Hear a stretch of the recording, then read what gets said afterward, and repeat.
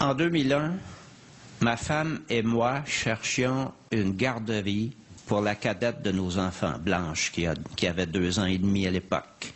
Après des mois d'attente sur la liste d'un CPE, la direction nous téléphone. Toujours pas de place chez nous. Que diriez-vous d'une garderie en milieu familial? Voici le numéro. Demandez Karima. J'appelle Karima.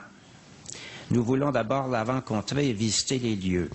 Le lendemain, ma femme, ma fille Blanche et moi, nous sommes à sa porte. Je sonne, on ouvre. Une femme apparaît, dont les vêtements ne laissent voir que le visage et les mains.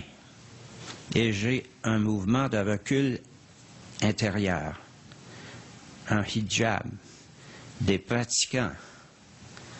Confier à ces gens-là une part de l'éducation de notre enfant, une fille.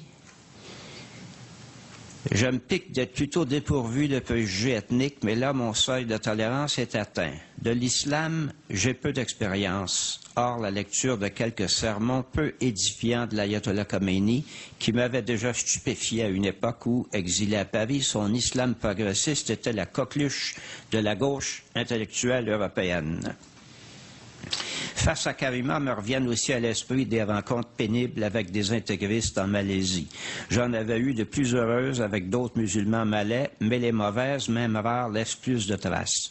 Karima nous invite à entrer. Soyons polis, entrons tant qu'à être venus. Après, il ne sera pas difficile de trouver un prétexte pour nous décider. 5 minutes ne se sont pas écoulées que mes préventions se sont ramollies. Tant on sent partout dans ce foyer l'amour des enfants, dans la décoration, les jouets, l'arrangement du jardin, le bonheur manifeste des petits eux-mêmes. Ma femme et moi rentrons à la maison en nous disant « essayons voir ». Les 18 mois qui suivent seront pour notre fille une merveilleuse période d'épanouissement social, aux côtés d'enfants de toutes origines, certains musulmans, d'autres pas. De notre côté, nous découvrons en Karima une femme d'un bel aplomb, lectrice d'ouvrages de psychologie enfantine, bien au fait des réalités du Québec et qui mène sa petite entreprise avec amour et rigueur, secondée, pas dirigée, secondée par son mari.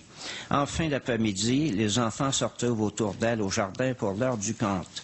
Quand je viens chercher Blanche, il n'est pas toujours facile de l'arracher à ces moments de rêve. Nous rentrons à cette époque du Japon, pays très japonisant. La francisation de nos enfants est prioritaire. Nul ne peut mieux nous y aider que la Marocaine Karima. Un matin, j'invite Blanche à se chausser. « Viens mettre tes petits bas. »« C'est pas des bas, c'est des chaussettes. Karima l'a dit, » me corrige-t-elle. Avec Blanche, Karima s'y prend mieux que nous, je crois. Nous avons alors 4 enfants. Blanche est le bébé, et ça paraît par moments. Tout ce qu'il lui faut, c'est un peu de fermeté, me lance un jour Karima, et ça lui manque. Elle s'arrête, l'air un peu inquiète de ma réaction aux 4 derniers mots qui lui ont échappé. Touché. En plus de principes d'éducation clairs, Karima a des principes tout court. Cela ne l'empêche pas d'apprécier l'apport de gens d'autres cultures. J'ai été éduqué par des religieuses françaises, me dit-elle un jour. Elles m'ont transmis une valeur, le respect d'autrui. Aujourd'hui encore, quand on lui parle de Karima, le visage de Blanche s'illumine. Les visages de Karima et de son mari s'illuminèrent eux aussi le matin où je leur ai appris que j'avais manifesté la veille avec 100 000 Montréalais à 26-0 contre le projet de Bush d'envahir l'Irak. Aucune haine des Américains chez eux, mais un brin de fatalisme. Vous verrez, il y aura la guerre quand même. Au cours du débat sur les accommodements raisonnables, j'ai souvent pensé à Karima, à son mari, à leurs 3 filles et aux nombreux musulmans du Québec. Ce chauffeur de taxi, par exemple, qui me confiait timidement son désarroi. Après avoir fui les excès des intégristes en Algérie, il doit parfois, comme musulman, faire face ici aux insultes de quelques passagers ignares. Nous sommes tous susceptibles d'avoir peur de l'inconnu. Comme cette femme musulmane qui a été discrètement malade au moment de partir à la rencontre des gens d'Hérouville. Du si bon monde pourtant, j'en doute pas. Ma femme et moi aussi, nous étions inquiets la première fois que Karima nous est apparue dans l'embrasure de sa porte. Le 11 septembre 2001 a eu son effet. Mais pensons-y bien, Et il y a 150 000 musulmans au Québec. S'ils étaient tous des poseurs de bombes ou des lapideurs de femmes adultères, si même 1 sur 1000 l'était, n'aurions-nous pas infiniment plus de problèmes que ce n'est le cas? Naturel donc est la peur de l'inconnu, mais trop naturel aussi la tentation de l'exploiter, sans penser aux conséquences, pour vendre de la copie, augmenter sa cote d'écoute, engranger un vote vite, comme on dit parfois de certains entrepreneurs qui veulent faire une pièce vite. On pensait que la liberté de croire comme celle de ne pas croire et de pratiquer ou pas, selon sa conscience, à condition de respecter aussi la liberté des autres, faisait partie des conquêtes de notre civilisation. Le principe est remis en cause à la fois par une majorité plus traditionnaliste qu'on ne le croyait, mue par la peur de l'inconnu, et par la frange intégriste des laïcistes, dont la prétention fait parfois sourire. Les religions sont la cause de toutes les guerres, écrit un lecteur de la presse. Vraiment. Staline, Hitler, Pol Pot étaient donc des grenouilles de bénitier? À la vérité, les responsables des guerres ne sont ni les croyants, ni les incroyants. Ce sont les intolérants. Ceux qui vous en veulent de croire ce qu'ils ne croient pas ou de ne pas croire ce qu'ils croient.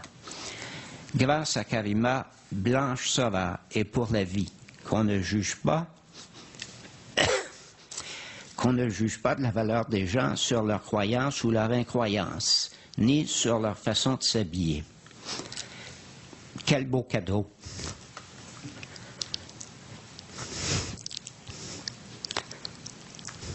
Quel beau cadeau que cette rencontre avec Karima. Pour nous. Pour Karima et pour Blanche. Pour le Québec, dont elles font toutes les deux parties.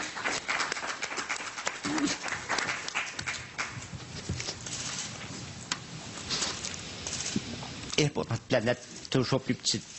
Merci. Merci, M. Dorion. Je crois que c'est un cadeau pour Karima et pour nous aussi. Je crois que c'est un témoignage qui vaut bien des arguments, bien des questions-réponses. Nous vous avons dit que vous aviez une demi-heure, que vous pouviez en user comme vous vouliez, et même au dépend de la période qu'on aurait voulu utiliser pour les questions-réponses, mais je crois que personne ne le regrettera. Personne ne se sera souvenu des questions que je vous aurais posées. Le témoignage que vous avez lu répond à toutes celles qu'on peut se poser.